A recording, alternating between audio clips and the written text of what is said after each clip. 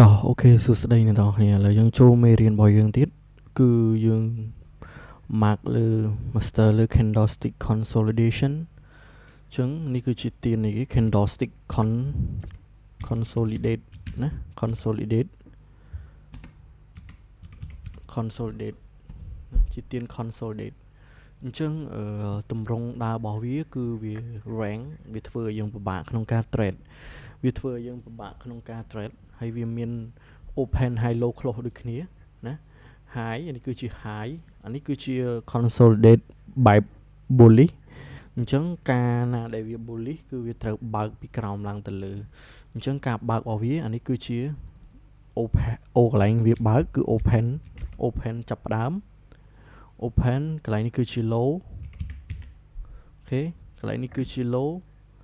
អានេះគឺជាតំបន់ high ដែលវាត្រូវយកហើយវាត្រូវបិទណា high អូខេ high close កន្លែងនេះគឺ close ក្នុងមួយថ្ងៃរបស់ទៀនហ្នឹងនេះគឺជាទៀន higher time frame ទៀន daily អូខេការបើកទៀនរបស់វាគឺយើងកំណត់យកត្រឹមម៉ោង midnight ម៉ោង12 midnight យើងអាចដើរនេះជា goal អានេះគ្រាន់តែជាឧទាហរណ៍ទេ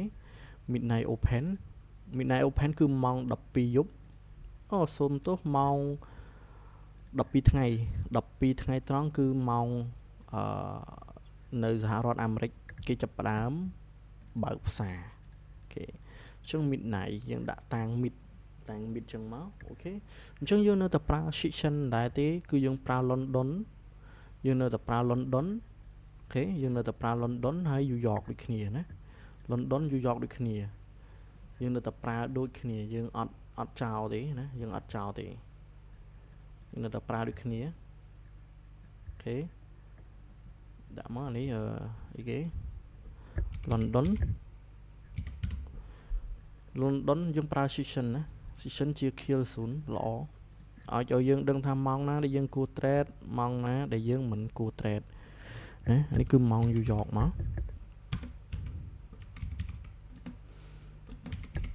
វីដេអូនេះគឺវារៀងខ្លីៗដែរទេគឺខ្ញុំសម្រាយត្រួសណាអត់ចង់ឲ្យវែងទេខ្លាចមើលអត់យល់អញ្ចឹងការបើករបស់វាគឺវាបើកទៅធម្មតាណាគឺវាបើកទៅធម្មតាបើកតែក្នុង rank ហ្នឹងទេ open អញ្ចឹងទៅវាឡើងចុះអញ្ចឹងណាវាឡើងចុះអញ្ចឹងទៅវាមក low ហើយវាធ្វើមកទៀត low ហើយវាបង្កើតទៅជាអញ្ចឹងទៅណាទៅជាអញ្ចឹងហើយវាឡើងទៅលើហើយវាមកត្រូវការ close វិញអញ្ចឹងទៅត្រូវការ close វិញអញ្ចឹងទៅអញ្ចឹងយើងវារៀងវល់ព្រោះកន្លែងនេះវាអាចមាន change state មានអីចឹងទៅអញ្ចឹងយើងអាចរកឱកាសក្នុងការអីគេ sell វាឡើងទៅ C លើដល់ពេលយើងឡើងទៅ C លើយើងបាយវាអាចចុះមក C យើងបានដូចគ្នាណាអាចចុះមក C យើងបានដូចគ្នាប៉ុន្តែរាល់ការឡើងរបស់វាគឺវាមកប៉ះអីគេមកប៉ះ POI ណាមកប៉ះ POI ឬក៏ discount zone higher time frame discount zone HTF discount zone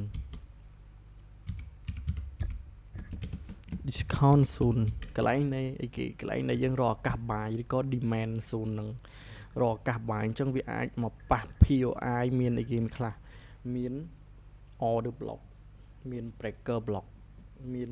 CISD មានអីចឹងទៅណា CISD មានអីចឹងទៅអញ្ចឹងវាមាន high low ច្រើនវាបិទចុះបិទឡើងវាបានទៅជា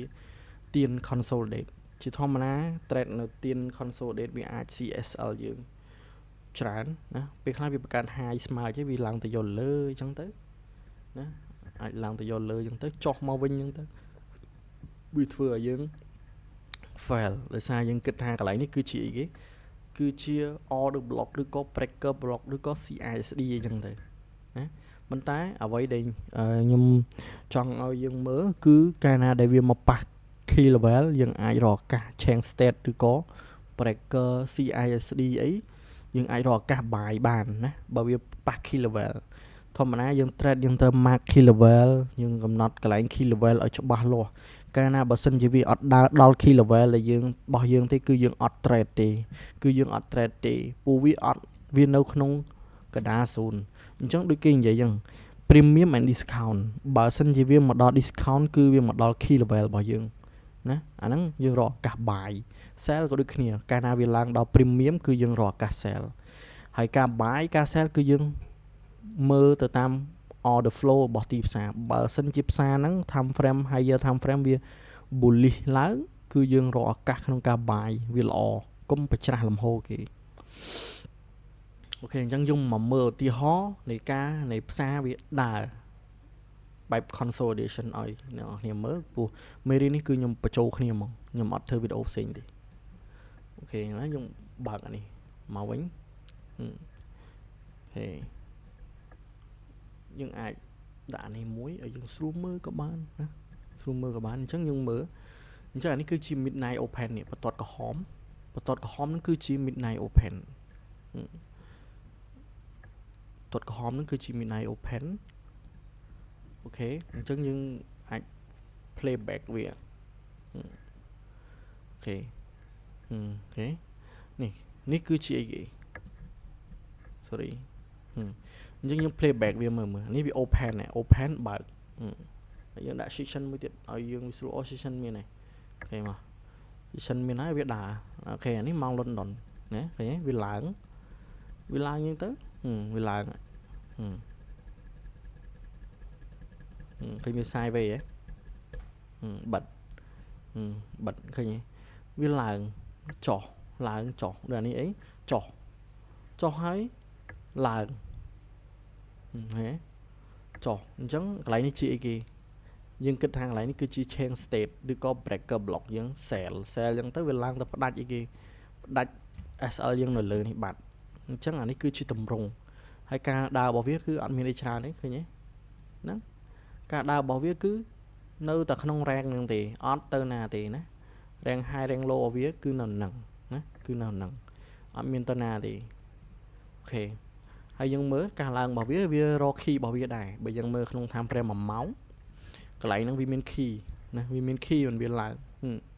វាមានអីគេនេះ key របស់វានេះឃើញទេឃើញ key ហ៎បានវាឡើងបើសិនជាអត់ key ទេវាមិនខ្ចីឡើងទេពួកនេះហ៎វាធ្វើការយើងនឹង SL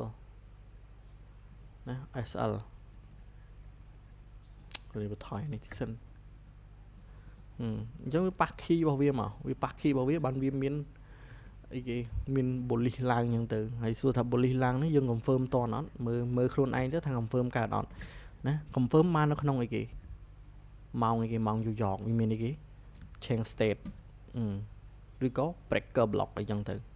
វាមានអញ្ចឹងបានយើង trade នៅម៉ោង New York គឺវាសុវត្ថិភាពហើយសួរថា hold បាន swing ឡើងទៅលើអត់ទេណាវាអត់អាច hold បានទេយើង trade day trader វាមកល្មមហើយប៉ុណ្ណេះSL នឹងដាក់ប៉ុណ្ណេះហ្នឹង day trader វាមកល្មមហើយបើយើង hold វាអាចមកស៊ីគេអាចមក CSR ឬក៏អត់ C ទេប៉ុន្តែវាធ្វើឲ្យយើងខាតពេលវេលាណាធ្វើឲ្យយើងខាតពេលវេលាទៀន consolidation កាលណាដែលវា consolidation ផ្សារវាអាចអីគេវាអាចនឹងរកតម្រង់ផ្លាស់ប្ដូរវាអាចចង់ឡើងទៅលើវិញឃើញវាបើកថ្ងៃថ្មីវាឡើងទៅលើគេឬក៏ពួក consolidation ហ្នឹងវា show ឲ្យយើងដឹងថាវាកំពុងតែចង់ផ្លាស់ប្ដូរទិសដៅហើយវាអាចរកទិសដៅចុះតឬក៏មិនវាអត់តន់ដឹងទេតើយើងវិភាគមើលជាក់ស្ដែងណាវិភាគមើលជាក់ស្ដែងអញ្ចឹងមក swing គឺយើងបានអូខេគ្រប់គ្រាន់ទៅអូខេអានេះមេរៀនទី2មេរៀនទី2របស់យើងគឺ master លើ candlestick consolidation មានតែប៉ុណ្្នឹងទេអូខេចាំជួបគ្នានៅមេរៀនក្រោយទៀត